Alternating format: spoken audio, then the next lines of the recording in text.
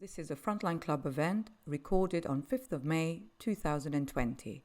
A Kleptoscope with Oliver Bullough.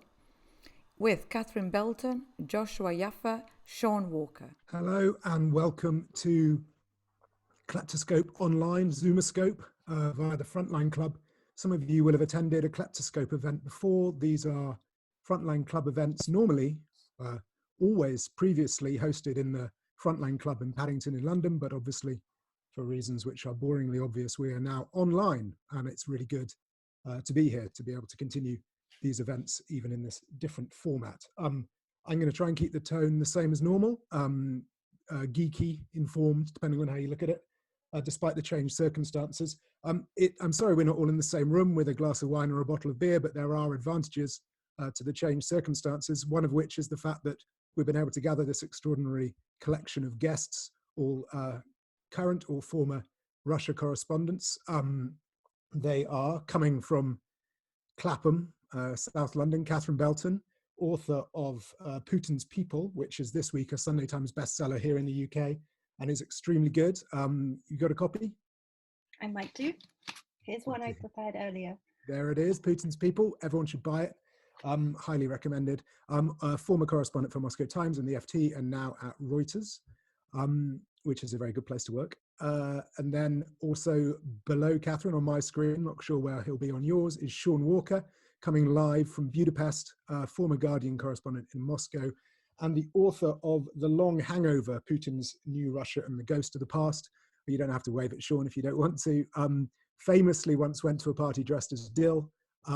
Very glad to have him here, and it wouldn't be possible without lockdown, of course. And then on my screen to Sean's left is Joshua Yaffa, New Yorker reporter in Moscow. You'll all know his work, and author of Between Two Fires, Trust, Ambition and Compromise in Putin's Russia, which he went and got from the bookshelf specially. You got it there. Here it is. Got it there. It's a really, really good book, which analyzes, I think with great sensitivity, the difficulties of operating in a, I suppose what might call a soft authoritarian system and the dangers of what seemed like harmless compromise and where it leads to. All three books available from online bookshop of your choice. Perhaps you might take this opportunity to go online and buy them, or else you can keep looking at us and hearing us waffling on. I thought we might start with Catherine. Everyone's in lockdown, so let's quickly hear what lockdown's like in Clapham. Go on then, Catherine, what's it like? Well, I think it's pretty quiet and it's pretty much the same as everywhere else. No one goes out. My life has, however, hardly changed since when I was writing my book. I didn't go out then, and I don't go out now. So I count myself actually very lucky because I haven't experienced any rough ends of this at all. So yeah, I think I'm a much better place than a lot of other people. And Sean, how's it in Budapest? You've been arguing online with the Prime Minister of Slovenia. Is that all in a day's work for the Guardian Central Europe and Eastern Europe correspondent? Yeah, so here it's the lockdown was pretty early, mid-March already. I actually sort of struggled to get back in afterwards. And since then it's stayed the same. There's been like, they're talking about relaxing it soon. There's only been about 3,000 cases in Hungary. Like most of the region, it's sort of escaped it. The bigger numbers of Western Europe. So there is a lockdown, but it's fairly relaxed. You're only supposed to go outside for essential reasons, but there's a pretty relaxed attitude to what an essential reason is, I think, here. And so, Josh, let's get to Russia, which is what we're supposed to be talking about. How are things in Moscow? Sure, certainly less relaxed than Budapest, I suppose, with sadly good reason. After being a bit slow to arrive to Russia, coronavirus has now landed with full force. I think as of today, the sixth largest number of cases in the world and among the largest growth rates for new cases. So the lockdown in Moscow has been in force for, I guess, a month or a bit more, potentially being eased as soon as 10 days or 2 weeks from now. We'll see how that goes, at least in the capital, which has half of all cases in Russia. But if other places seem to be past the worst of it, other places in Europe or like Budapest maybe avoided even the full force of coronavirus. In Russia, it seems like we're right in the thick of it, and maybe for some time. We've got the number of deaths in Russia seems mercifully relatively low, certainly compared to the number of confirmed cases. Do you think, I don't know whether there are questions about how accurate the figures are or whether they're directly comparable to what we're seeing in Western Europe and the United States. Do you get any sense of that? huge questions about which the figures are. That's been the case from the very beginning as coronavirus was slow to land here. I remember writing a piece for the New Yorker at the end of March asking why were Russia's coronavirus numbers so low. This was at a time when the official number of cases in Russia was in the several hundred and booming into the thousands and tens of thousands in other places in Europe. And it did seem like Moscow, or rather Russian government, had taken some early measures which might have slowed the spread of coronavirus, but rather than preventing it, just seems to have bought Russia some time, which it may not have done all that much useful with. Like I mentioned a minute ago, the growth rate of new cases, these are officially confirmed cases that the Russian government itself announces, now puts Russia just behind the US in terms of the growth rate for new cases, a kind of sad superpower competition that I suppose nobody would want to win.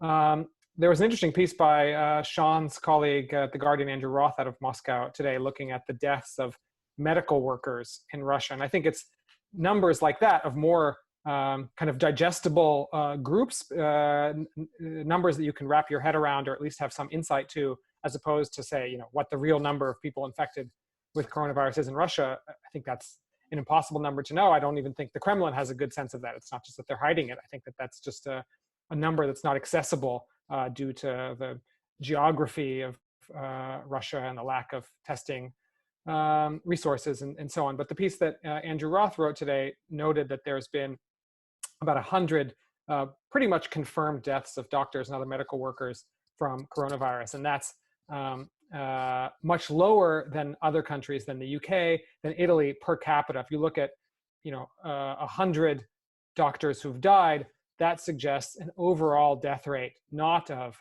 about 1,500, I think, as Russia has suggested, but 10 times that, right? I'm looking at Andrew's piece now, that when UK hit 150 deaths of medical personnel, they were at 28,000 total dead. When Italy hit 100, they were at 18,000 dead. So again, 100 dead doctors and medical personnel in Russia would suggest the true number of dead from coronavirus shouldn't be 1,500, but something much larger. But for reasons not just to do with Kremlin secrecy, but I think just inefficiency and lack of resources and capability, I don't know if we'll get our head around what the real number is anytime soon, or maybe ever. Well, I mean, today we were, I suppose, when I first conceived of this panel, I've been very keen to get these guys together for a long time. I suppose we were going to be talking about the coronation of Mr. Putin as sort of president for life, which of course he's been de facto for a long time. But I mean, the constitutional changes which he was planning, which of course now have been postponed, would have led to a sort of de jure president for life situation. Obviously, that's all been put on hold, and partly because of this sort of double whammy for Russia. This isn't just a terrible disease that's hitting it, but it's also done tremendous damage to the oil price, which is the mainstay of the Russian economy, of course. Catherine, your book, a lot of it is about the development of the Russian economy, how Mr. Putin has built Russia in the image of the kind of economy that he wanted to see.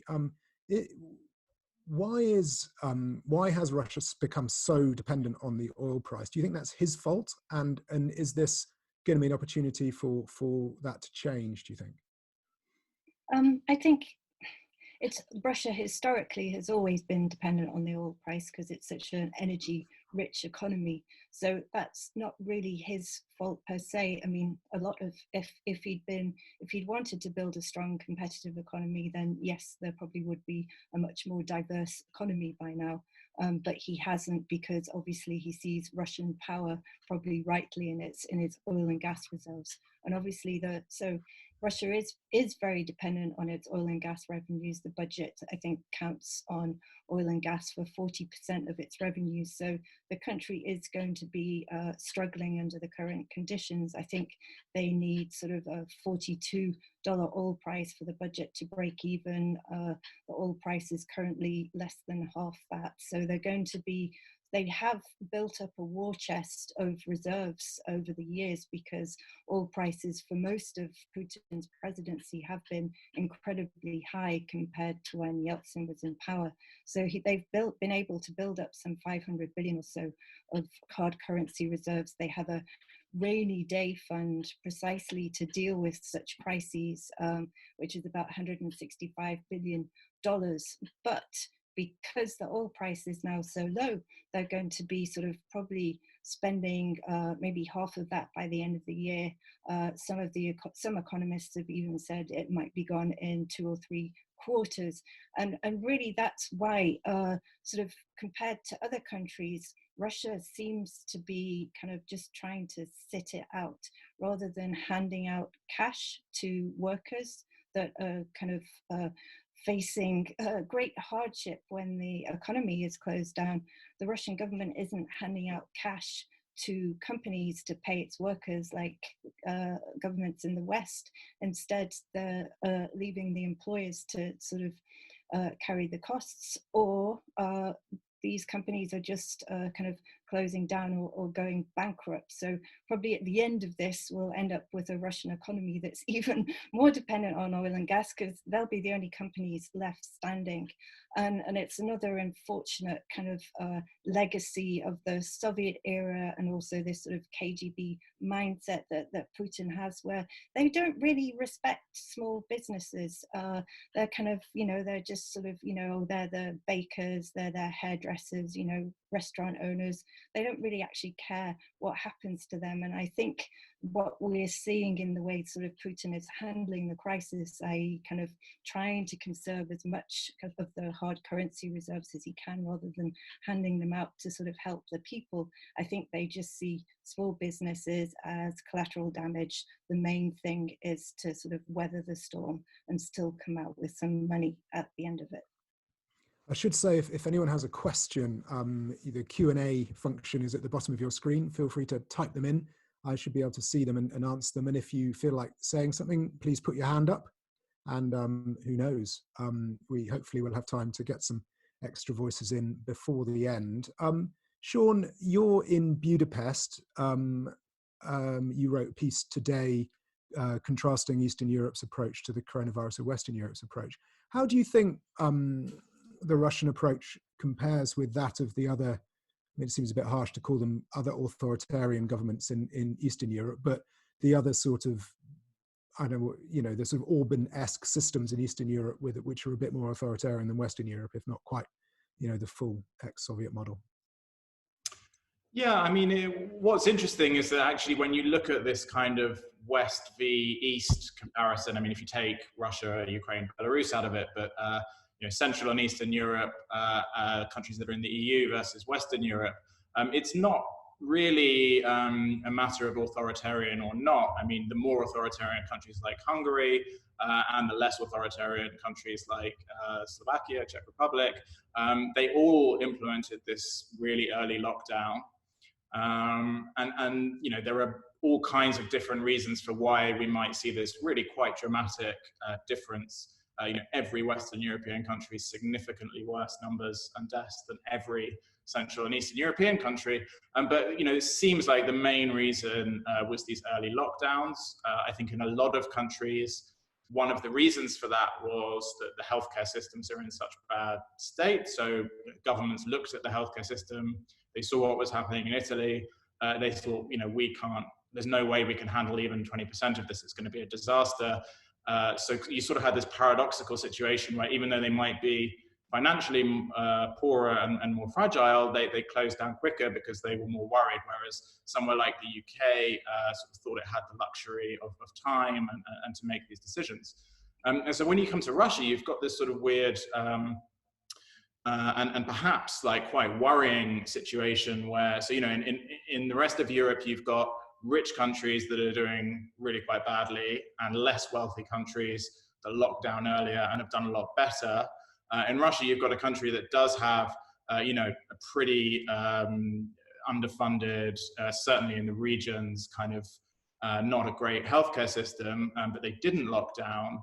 And now you've got these large numbers. And I guess it's to me, it's quite interesting. I don't know what Josh thinks looking at it from there, or Catherine, but I mean, it would seem like this is the perfect one of the other things that we've seen certainly in China and in this part of the world is that sort of more, as you say, more authoritarian regimes, it's easier to move quicker, to put in those lockdowns.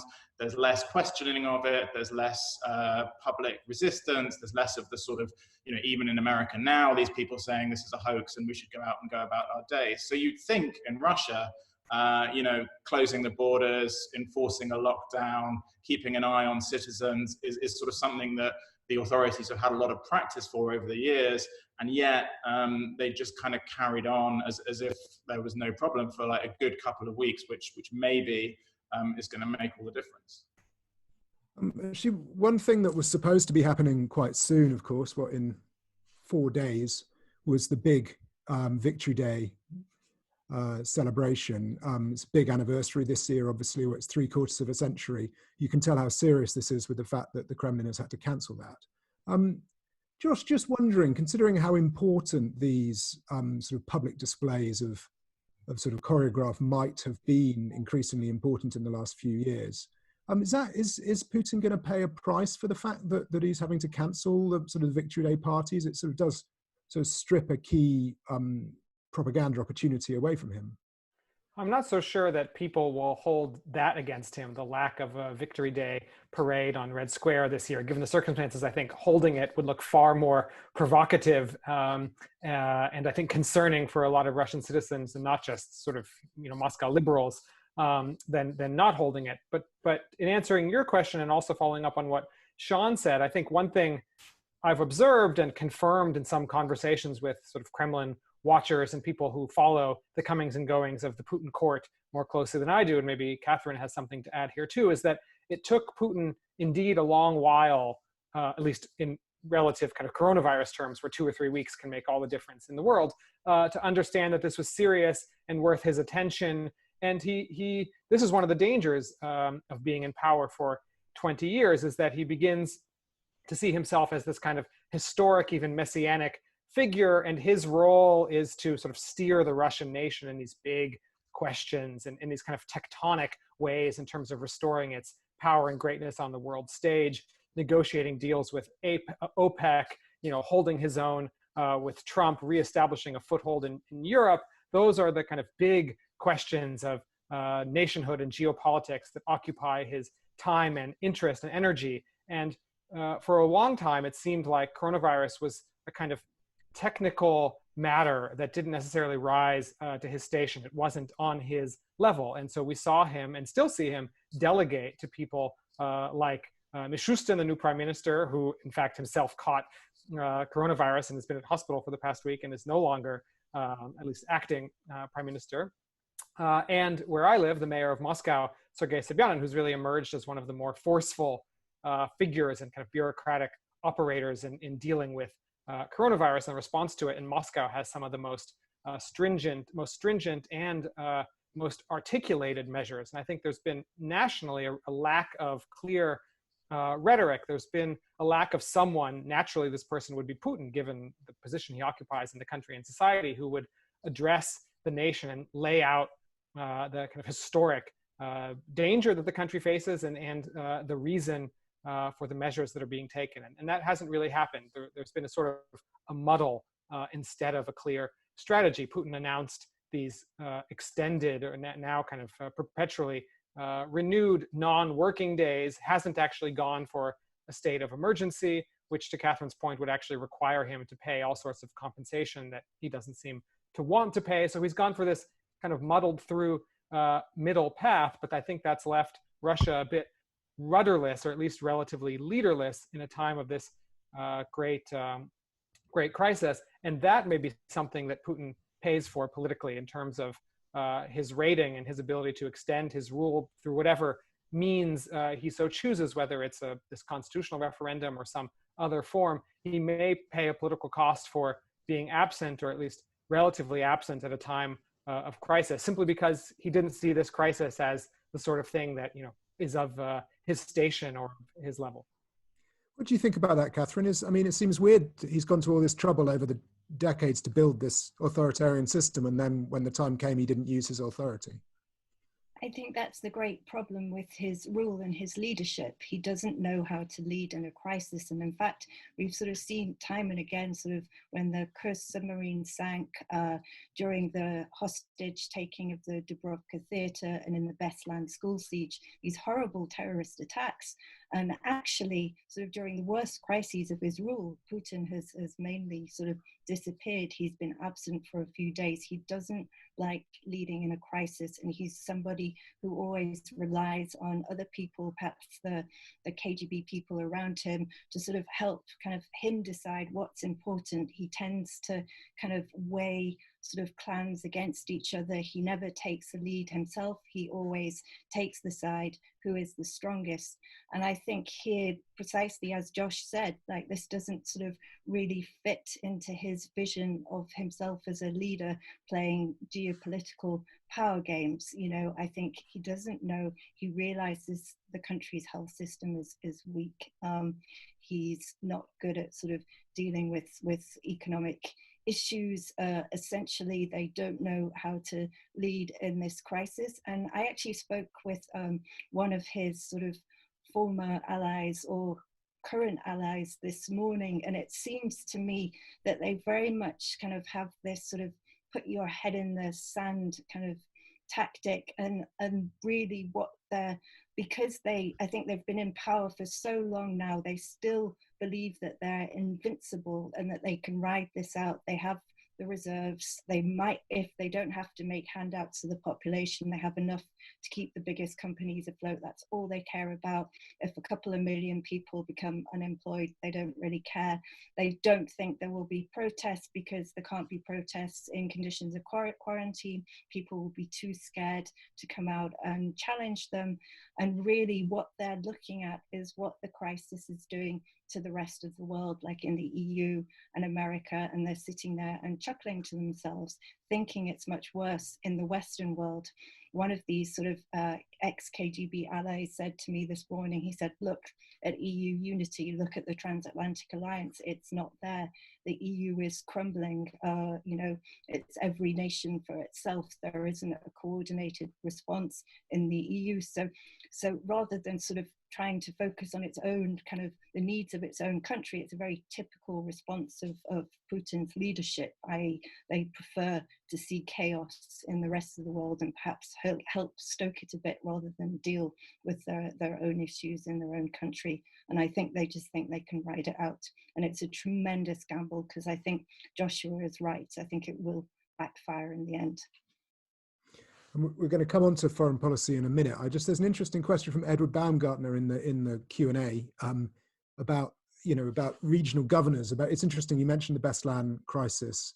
The response of the Kremlin after the Beslan hostage taking was to essentially abolish elections for regional governors to make them much more answerable to the Kremlin. And yet in this crisis, they seem to be dumping a lot of the response on regional governors, which seems kind of arse backwards.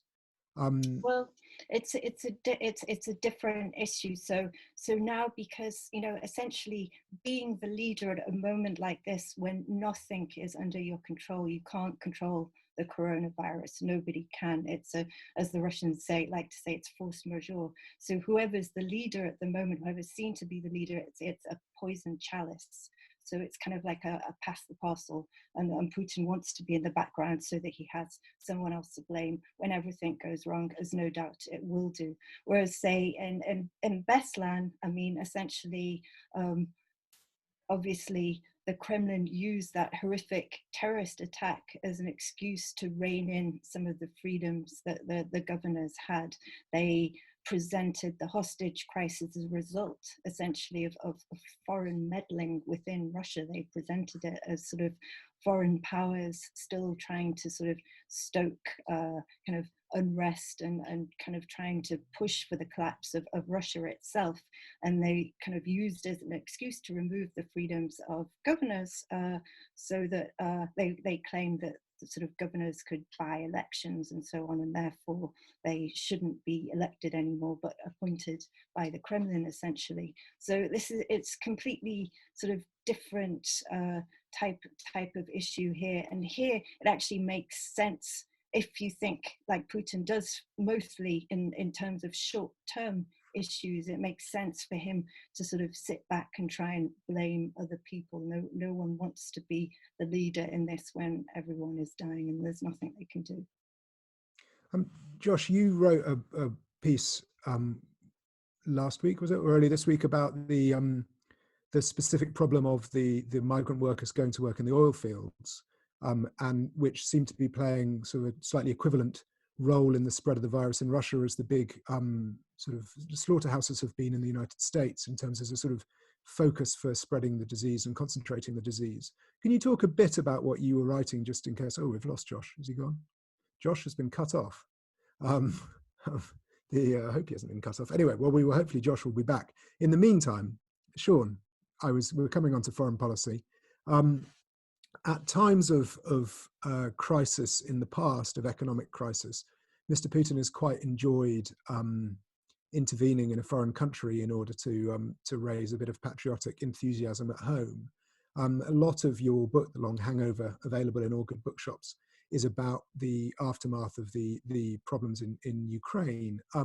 Should we take heart from the problems that the Russian budget is going to have from the fact that there won't be any more foreign adventures, or be concerned that there might be more foreign adventures in order to whip up a bit more enthusiasm for his government?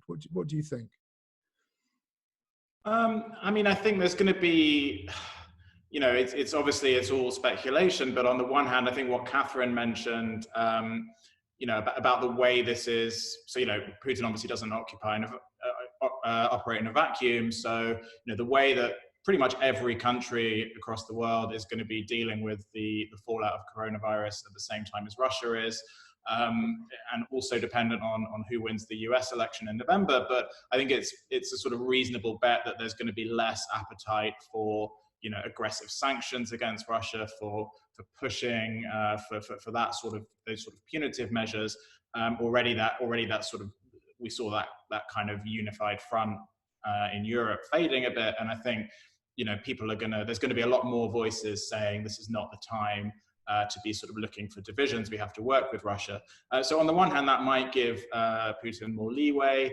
I mean, on the other hand, you know, and yes, as we saw in 2013-14, with the kind of dropping approval ratings, we had Crimea and Ukraine, and that gave him a real boost.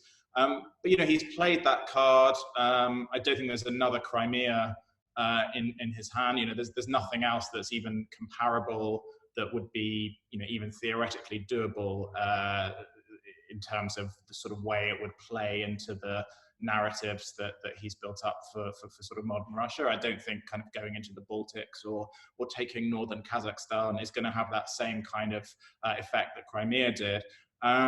So I don't, you know, I'm sure that the Kremlin and the intelligence services will still be looking for sort of clever and relatively low budget ways to sort of mess around, but I don't see any like massive big adventures. And in fact, you know, one thing we might see when it comes to Ukraine is more move towards a solution on Donbass, on eastern Ukraine. I mean, I think, you know, ever since 2015, the Kremlin's been quite keen to get rid of Donbass, give it back to Ukraine, but in a way that they don't have to pay for it, but it's still essentially controlled from Russia, because it, you know, costs a lot of money. But clearly the Kremlin, you know, the Venn diagram of what the Kremlin wants and what Kiev wants out of that was never even close to meeting. You know, with Zelensky in power in Kiev, talking much more about reconciliation and needing to find a solution, perhaps with a sort of poorer Kremlin that's less willing to prop this up, we might see you know, some movement on that. Whether that will be good or bad for Ukraine, I'm not sure. Caitlin Price in the questions has asked about this peculiar tale last week in Prague. You're the man on the spot for The Guardian. Can you briefly let us know what on earth happened there? I mean, supposedly there was a plot to assassinate the mayor of Prague, was there? Yeah, so there was supposedly two plots to assassinate both the mayor of Prague and a local sort of not mayor, but the leader of one of the districts of Prague. And the sort of supposed causes of that were, you know, on the one hand, the Prague has sort of got in on this kind of naming trolling that we've seen recently in a few places by renaming the square where the Russian embassy sits as Boris Nemtsov Square. And the other figure was the guy who was the head of the area where they recently removed a statue to a World War II commander. Of course, Kremlin gets very, very upset when kind of these Soviet-installed monuments are taken down by Central European countries that don't necessarily see these people as liberators. You know, it was done. It was reported by a Czech journalist with anonymous intelligence sources.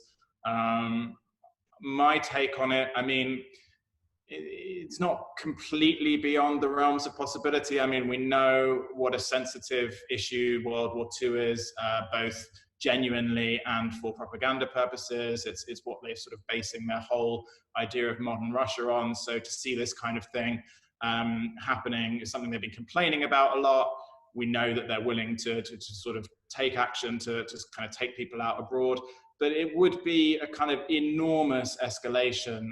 We haven't seen them go after a Western politician before, a non-Russian politician. We've seen them go after defectors, we've seen them go after Chechens, we've seen them go after, you know, Russian spies they consider to be traitors. I think, you know, taking out the mayor of Prague in a time when no one's on the street because there's quarantine regulations and you've got to get rice in and out and get your assassin in and out, it seems a little bit implausible to me. But as I say, I don't think it's completely beyond the realms of possibility. Right. Well, Josh, good to have you back. They've let you back in. I was asking you about the piece you wrote about the difficult situation in the oil fields and the where the people are living very close together in very difficult weather conditions or climatic conditions. Can you talk a little bit about that and how much of a challenge that makes fighting COVID-19 specifically in Russia? It is a particularly difficult place to try and do anything, right?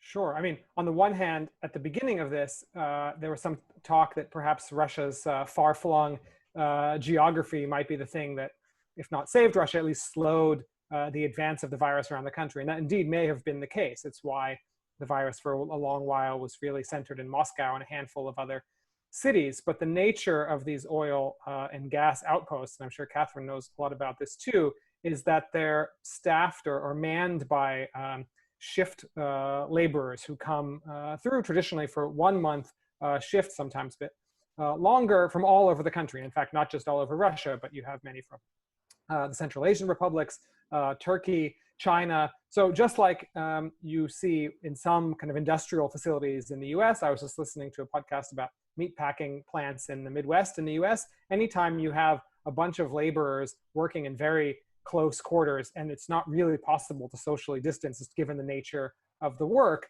and certainly not in these construction sites and oil and gas fields in the Arctic, where you have these shift workers living on site in dorm rooms of 6 people each, lines at the cafeteria of several hundred people going to their particular work sites, and minibuses crammed to the gills.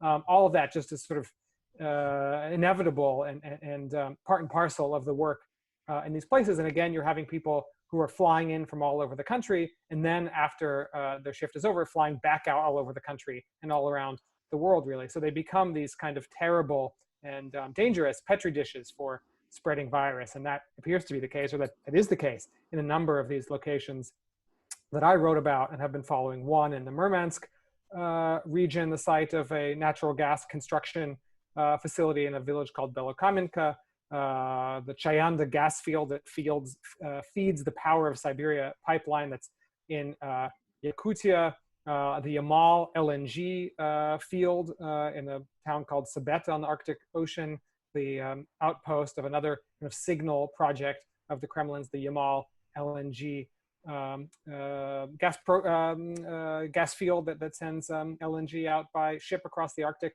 Ocean. So all of those sites have become real hotspots with several hundred, and in many cases, several thousand people infected that have brought the work of those places essentially to a standstill. At the end of the day, you know, extracting oil and gas of all types of commercial or economic activity isn't so human dependent. So I don't think, you know, we can talk about the oil and gas industry or oil and gas revenue of the Kremlin necessarily coming under threat, at least for that reason. There are other reasons like the fall of oil prices and so on, but they'll manage to keep getting the oil and gas thing out of the ground, but it becomes an incredible human problem and public health problem, because these sites really become such hotspots and epicenters of virus that both work there has to come to a standstill. But again, if workers go home and spread virus into their populations and regions all throughout Russia, then you take a localized disaster and turn it into a much larger one. I mean, we did see, Catherine, in the last major financial economic crisis, what was 2007-8, a definite falling out among the elite, which benefited you when it came to researching your book, since Mr. Pugachev was so forthcoming about details of what happened in the Kremlin. Just wondering, do you think this is the kind of crisis, the kind of shrinking of the size of the pie, that will lead to more oligarchs being kicked out of the inner circle? And if so, what will that mean, and how will we tell it's coming? I think we're already sort of seeing more cracks within the elite. You saw the first kind of guy sort of stick his head above the parapet when Russia's talks with OPEC failed so catastrophically and the oil price sank. Then Leonid Fedun, who's the vice president of a very big oil company, Lukoil, spoke out and basically said what a disaster the government policy had been, that he said that the oil price level was so low it could be disastrous for the economy.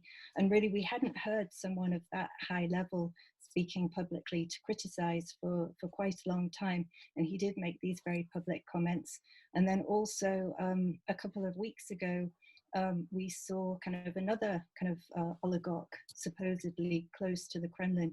In fact, Aras Agalarov, who was at the center of all the claims that Russia was meddling in the US elections in 2016, he and his son were the guys who were sort of courting Trump at the Miss Universe beauty contest in 2013, and also continuing to sort of work on potential business projects with him following. And Aras Agalarov gave, again, a sort of very open interview, and it was very surprising to see someone like him speaking out. But basically, he told one Russian newspaper that his company, it's a big construction conglomerate, that he said that we're drowning in debt.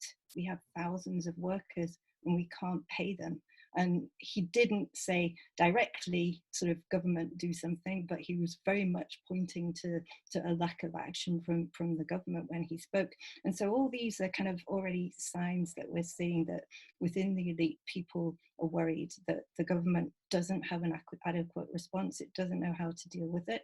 And also we see, and I think as Joshua has pointed out, that the Moscow mayor Sobyanin has been a bit showing a great deal more leadership than the president in the current sort of situation, and he's also sort of publicly questioned some of the official figures on the death toll and on the sort of the rate of infection as well. He's been speaking out, so you do get these sort of pockets of voices appearing, and I think it is to some degree a crisis of legitimacy for Putin, although I was saying that the only thing he knows to do at the moment is sort of step back and try and let other people take the flak. But it's very risky gamble, because if he can't lead the country through this crisis, then people are going to point fingers at him. I mean, to some degree, sort of the constitutional change which he was trying to sort of force through to make sure he could stay another 10 or so years in power. I mean, the laws have been passed. They may decide to just do away with the vote and he gets to stay in power anyway. But I think when all this kind of ends, when Russia comes out of the quarantine, a lot more questions will be asked. And I also think that within the sort of oligarch elite, there'll be a lot of infighting over the diminishing kind of economic kind of reserves. I mean, obviously the government only has a finite amount of bailout funds. And it's made very clear that it's only going to spend the bailout fund, that its rainy day fund, the $165 billion, on kind of filling the budget gap from the falling oil price and on bailing out big enterprises. It doesn't care about the small and medium business owners. And so, but it's a very finite amount. So if you're like the owner of sort of Rosneft, well, state is the owner of Rosneft, so that will be the one that's safe. But if you're the owner of Lukoil, I'd be very worried that sort of people like Igor Sechin, who's sort of Putin's very close crony, who's the president of Rosneft, is now going to be on the march. Because if the government is only got a finite amount of bailout funds, you're an oil company, you've got massively dropping revenue because oil prices have fallen so low. You also have debts to pay. The government's only going to bail out one of Rosneft or Lukoil. It might leave Lukoil to sink and for Rosneft to come in and take over. So I think, yeah, there'll be a lot more squabbling, but during the kind of sort of peak infection and until things calm down on the quarantine front, I think the infighting will be sort of simmering beneath the surface. But once it's over, then it will break out and fall. It's quite a witty question from Luke Douglas Home. Wasn't all that from, the interventions from Agalarov and everything, wasn't that all part of the plan? Isn't this all part of the clever Kremlin long game? Which I don't think obviously there is any way of knowing, but it does go to the point that there is so much misinformation about what happens in Russia that it can be very difficult to know what's actually going on. Josh, just wondering about that.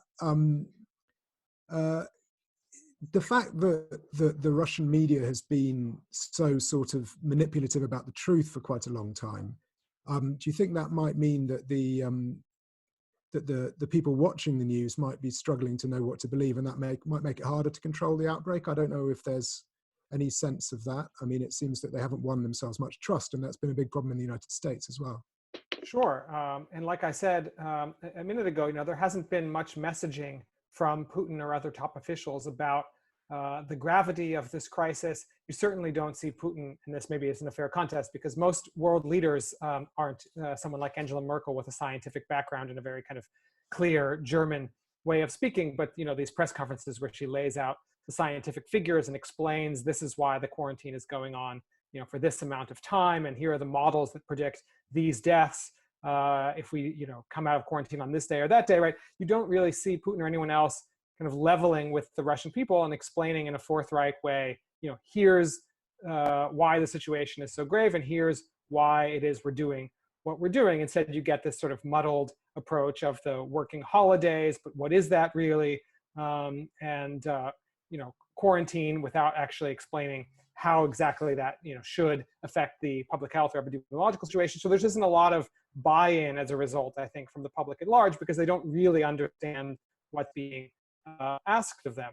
And I think that there's this ingrained distrust going back to the Soviet experience that's really built in to Russian society's DNA, if there is such a thing, which is to be wary and distrustful and have a kind of cynical attitude toward all that the authorities ask of them and forbid of them, right? That there's a knee-jerk expectation that the rules are often onerous and repressive and even idiotic. So the rational response is to either ignore them or outsmart them or interpret them in whatever kind of clever, self-advantageous way you can come up with. And that at times is a totally rational and understandable response to all of the sort of cacophony of very restrictive and at times absurd, laws and regulations that are passed from on high. But in the case of coronavirus, it could have very dangerous or negative public health consequences as people, out of habit, right, try and outsmart rules that weren't really explained to them very well in the first place, as I said. On the question of the media, I think that coronavirus is a very unique sort of crisis in that as it spreads through Russian society, people, not just in Moscow, but around the country, can begin to see with their own eyes the effects of this crisis. First and foremost, in terms of the health of their social circle, of their family, of people in their town, right? If infections continue to rise and deaths continue to rise, regardless of what the official statistics say, and regardless of what's on television, as coronavirus penetrates people's private circles, that, of course, will be much more important and much more convincing data point than anything they might hear on television. The same thing is true for the economic side of things, which are already far more wide-reaching than the virus itself. If people lose their jobs, see their incomes fall, that's something they experience very directly, and of course is a much more important and decisive data point than whatever television is showing them. So just because of the nature of how widespread this crisis already is and potentially get, I don't think that it's one you can win on television alone. I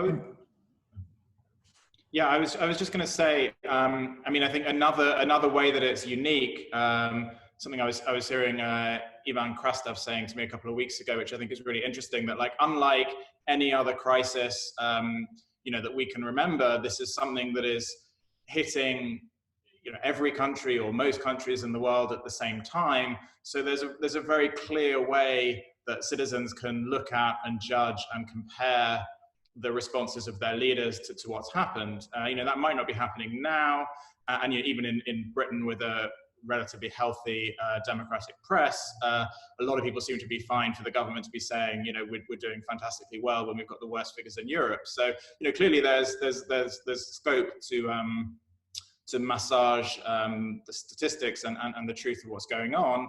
But at some point when the peak dies down, there is going to be an ability to look around and say, okay, well, this country implemented this measure and our country didn't, and now we've got 10 times as many dead. It's not clear when that will happen, how that will happen. It's not clear yet how much worse it will be in Russia than anywhere else, or vice versa. But I think that's another kind of unique and quite interesting aspect of this, that, unlike a terrorist attack or a natural disaster or a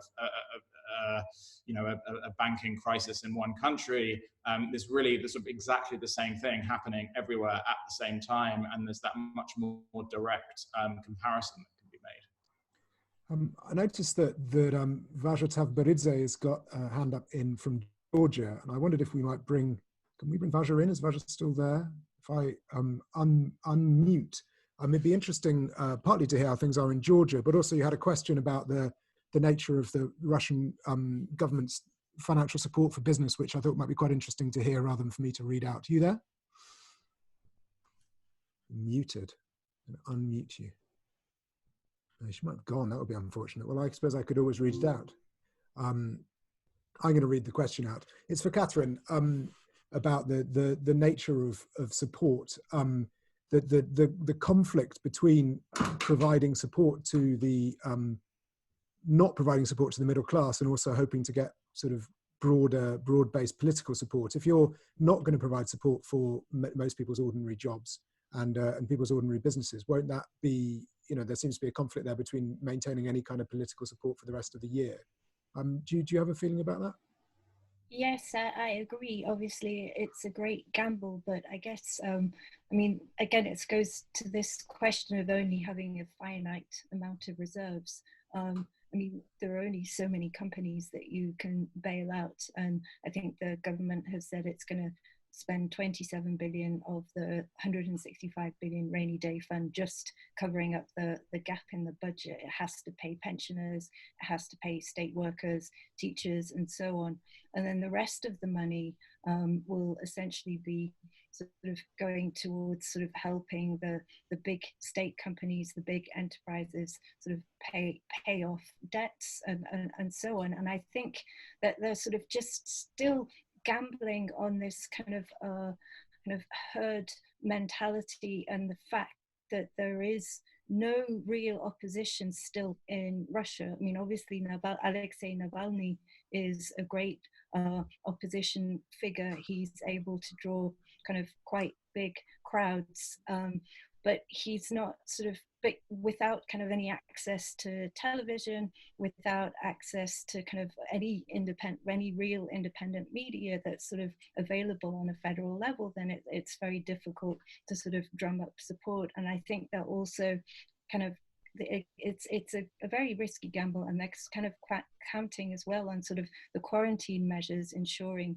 that people for a year or maybe more aren't going to want to sort of gather en masse outside the walls of the Kremlin demanding change, because it's a, you know, it's a massive risk for them to take, sort of, when the virus doesn't have a vaccine or anything like that. So I think they're kind of hoping to ride out the storm.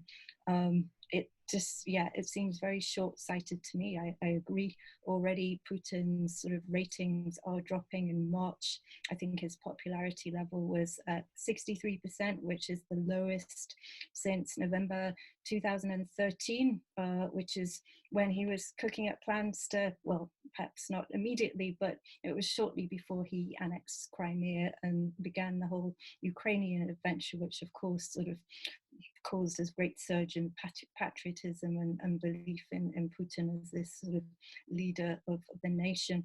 But I think, yeah, there would be little opportunity to engage in such ventures anymore. Another poll put trust in Putin at 28%. You know, these aren't good figures for him, but I think they're just hoping that the opposition won't be able to organize in conditions when there's a deadly virus rampaging through the country. So it's their only tactic. Talking of organizing, Josh, it would be interesting to know if there's been a wave in most countries of sort of street level social organizing, people, you know, filling in the gaps left by the government and trying to organize themselves. Are you seeing things like that in Moscow and elsewhere?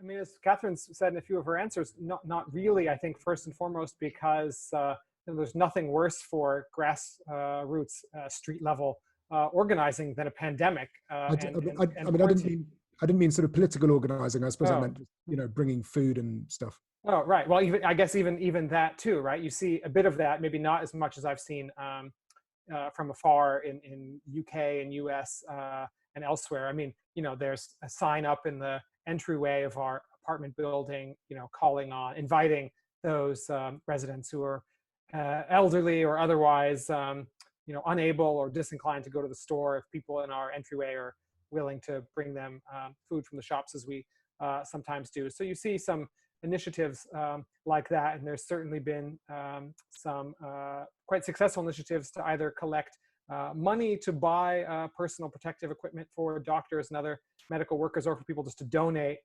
masks and other things if they have them. The sorts of initiatives you see are really the world over. But I haven't seen anything, and that's all well and good and heartwarming to see. And I'm glad, you know, for example, the people in my apartment entryway have come together on however small scale of a way to, you know, get food to people in the building who need it. But I haven't seen anything that would suggest, like we've seen at other moments in recent Russian history, where there's been an ostensibly non-political crisis, which led to organizing that then could have a kind of political implication. I'm thinking of the wildfires of, I think, the summer of 2010, ostensibly a non-political disaster or crisis, but in which people banded together to form these kind of volunteer brigades, both of firefighters and just sort of disaster response, that really what came from the grassroots, and that actually hung around for a while and created kind of informal bonds that maybe became a bit more formal and ended up having a kind of civic or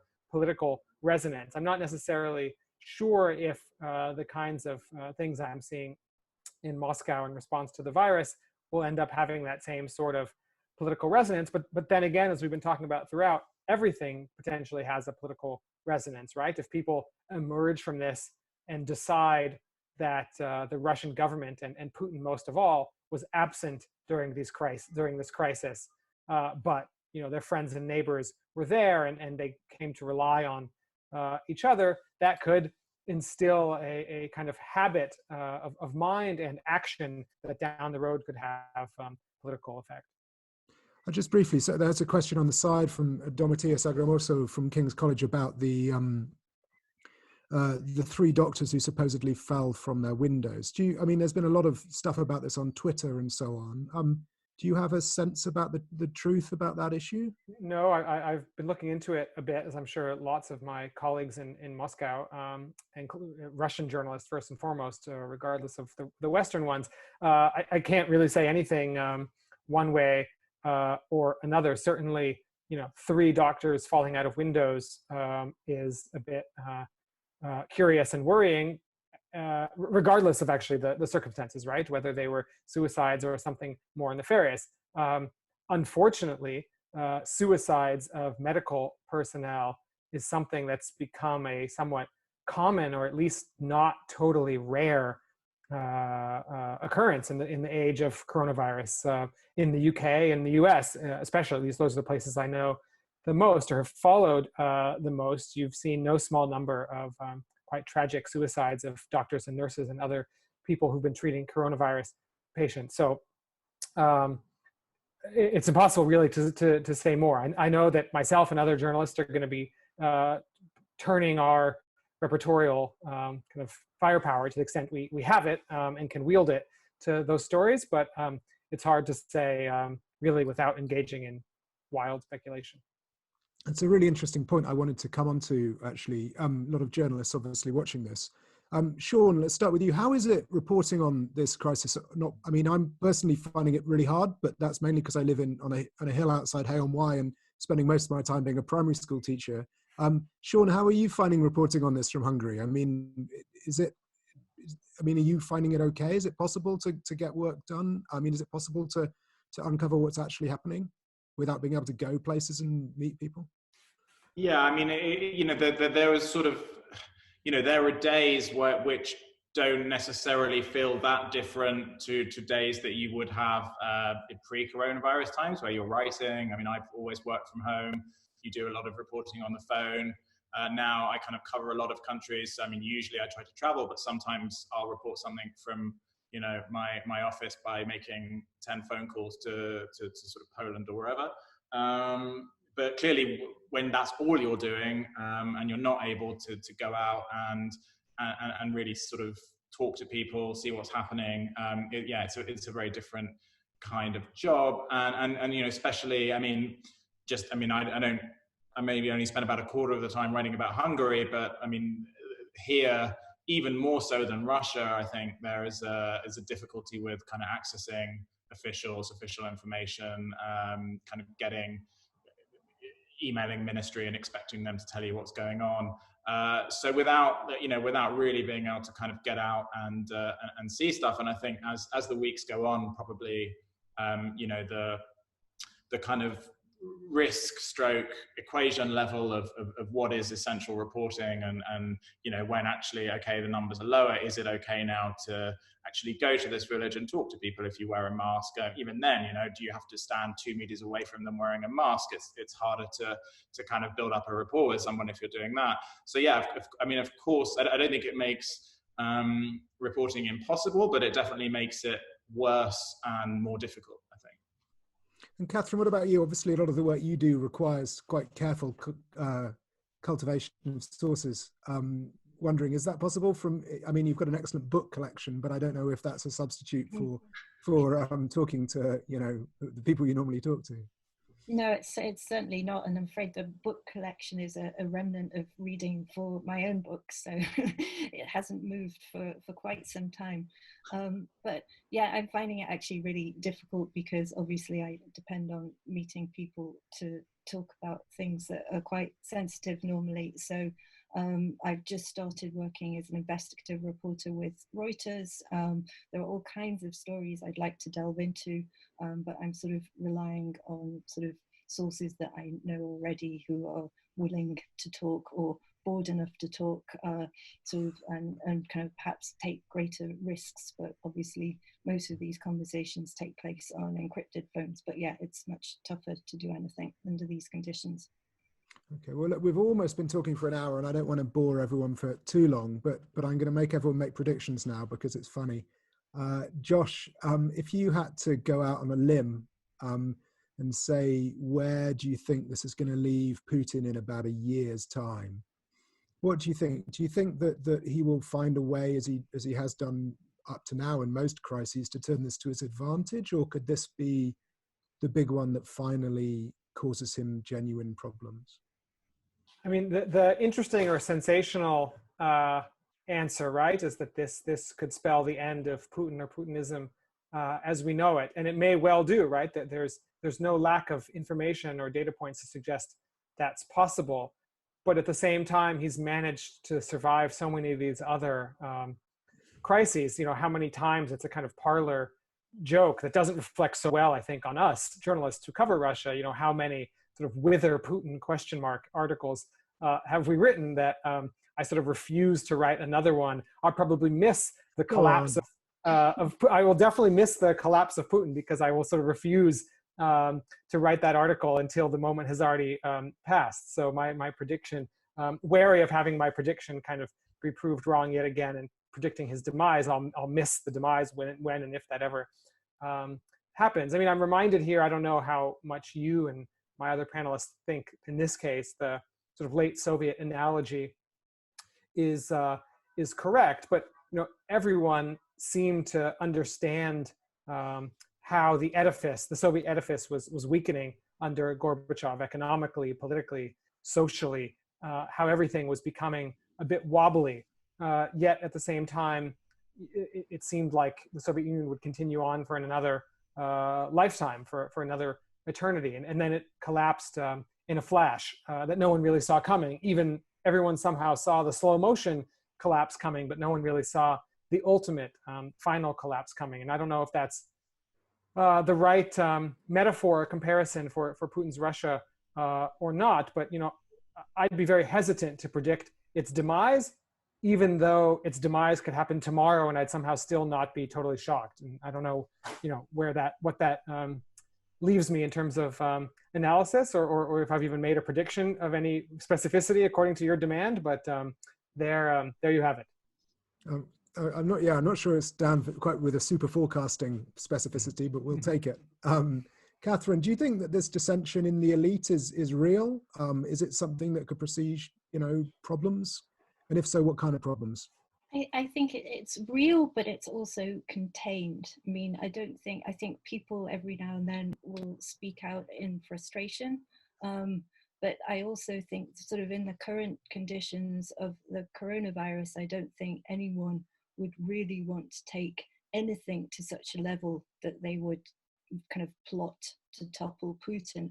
Because if you take over a country when it's in deep economic crisis, when oil prices are sort of next to nothing, and there's a deadly virus sort of marauding around the country, then you're just not going to be popular, whatever you do, when you're the next leader. So why would you take over when things are so terrible? You'd sit there and you bide your time. So I think the longevity of Putin's rule now depends on how deep the economic crisis is. It depends on how bad it gets. I think, so Alexei Kudrin, the former finance minister, has predicted that unemployment will triple by the end of the year, that it will reach 8 million. Probably, who knows, maybe for the Kremlin that's doable. It's really just very unpredictable. It depends how long the oil prices stay at the current lows. If that goes on for longer than a year, they're going to be in big trouble.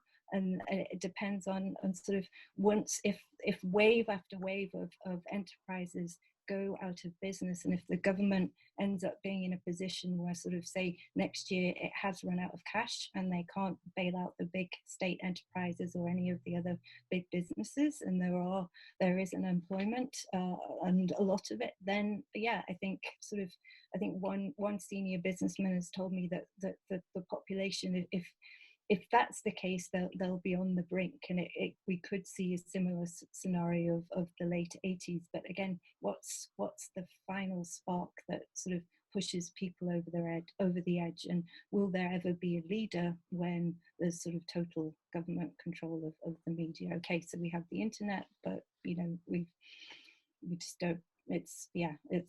I agree with Josh. It's one of these great unknowable unknowns. And Sean, you're sort of in the epicenter of Eastern Europe that responded to the last big financial economic crisis by very much a kind of retreat to authoritarianism rather than and sort of populism. I'm just interested if you get a sense, your sort of, you know, a sense from where you are now, about whether this crisis will just confirm that trend and will go more populist, or could there be a flight to competence? I don't know. It'd be nice to see. Just wondering.